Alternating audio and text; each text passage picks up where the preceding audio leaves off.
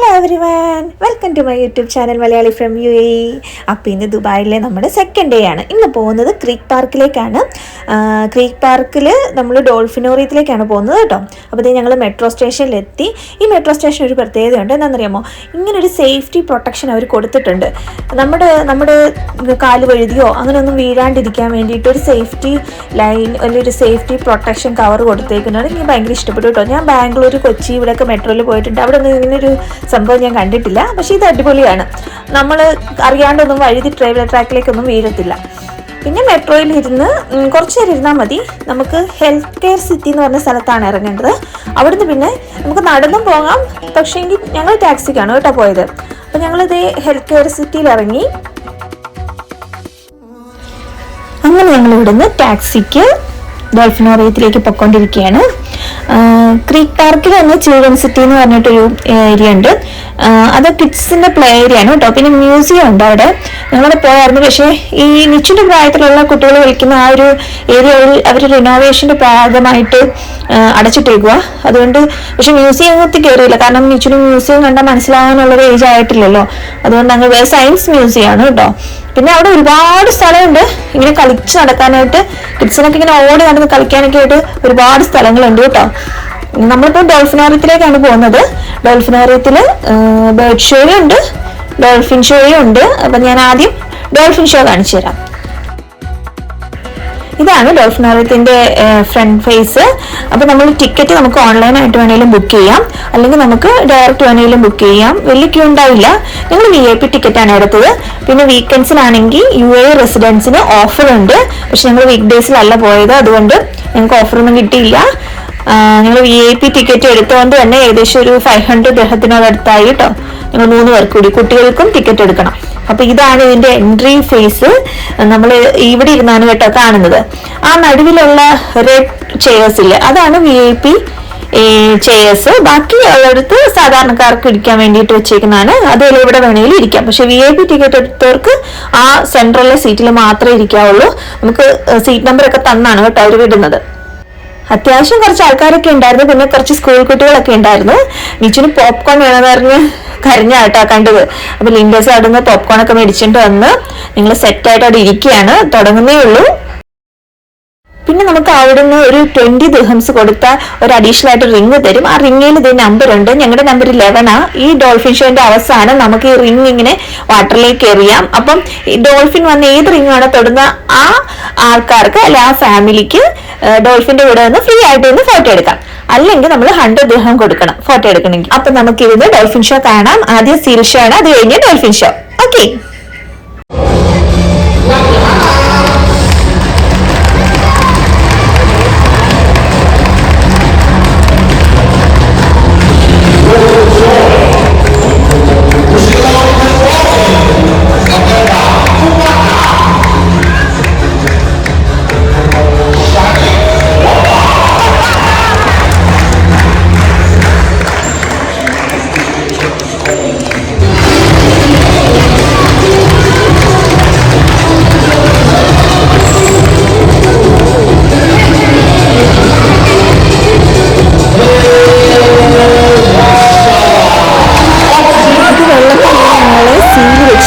CPR കൊടുക്കുന്നതാണ് കേട്ടോ ഈ കാണിക്കുന്നത്.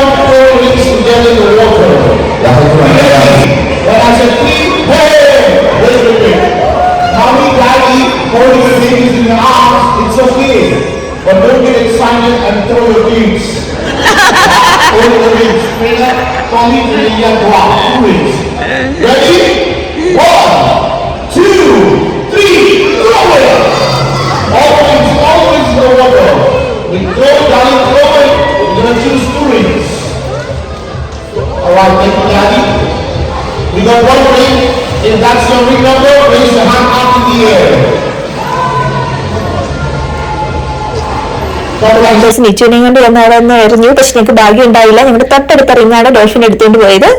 അങ്ങനെ ഷോ അവസാനിച്ചു. അങ്ങനെ ഷോ കഴിഞ്ഞ് ഞങ്ങളിത് പുറത്തേക്ക് ഇറങ്ങി. പുറത്ത് ഇങ്ങനെ കുറച്ച് സാധനങ്ങളൊക്കെ വെച്ചിട്ടുണ്ട് കേട്ടോ. കുറച്ച് സോഫ്റ്റ് ടോയ്സ്, പിന്നെ ഡോൾഫിനോരത്തിന്റെ തന്നെ സിമ്പിളൊക്കെ ഉള്ള ടീഷർട്ടുകൾ, അങ്ങനെയൊക്കെ കുറച്ച് പേരൊക്കെ സാധനം വാങ്ങിക്കുന്നുണ്ട്. വലിയ റേറ്റ് ഒന്നും ഇല്ല, അത്യാവശ്യം റേറ്റ് ഉണ്ട്. അപ്പൊ നിച്ചുവിനാണെങ്കിൽ ഒരു ടോയ് വേണമെന്ന് പറഞ്ഞിട്ട് ഒരു കാറൊക്കെ വാങ്ങിച്ചു കൊടുത്തായിരുന്നു. ഇത് കഴിഞ്ഞ് നമ്മൾ കാണാൻ പോകുന്നത് ബേർഡ് ഷോ ആണ്. അത് ഞാൻ അടുത്ത എപ്പിസോഡിൽ കാണിച്ചു തരാം കേട്ടോ.